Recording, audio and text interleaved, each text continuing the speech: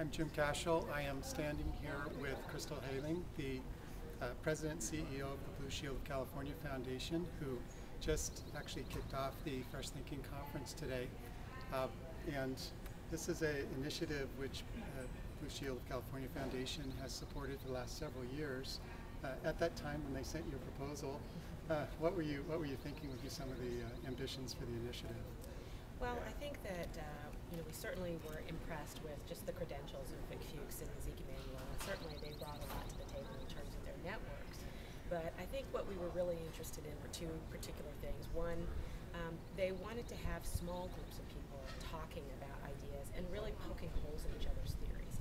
A lot of times conferences are really just people presenting and saying, here's what we think, and then they sit down and somebody else says, here's what we think. And you don't really get that interchange and that debate that I think is really useful.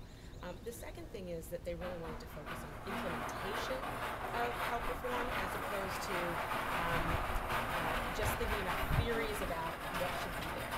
So, sorry. It's okay. Do it. So I think that was really one of the things that mattered a lot, because their basic idea was, what information could we provide to the next administration so that they can hit the ground running if they're ready and willing to do something about health reform? And I think that they really achieved that. So there were a series of seminars over the last several years, and then this is a culminating event. What are you hoping are some of the goals of today's event? Well, I think today, because it's a much larger event than any of the other sessions have been, I'm hoping people will hear some new and exciting, interesting ideas. I think many of the people who are sitting in that room are the people who will ultimately be responsible for implementing health reform in California, should we achieve that at the national level. So I think we really are trying to spread that idea of what do you need to know in terms of real implementation, and what do you need to be thinking about.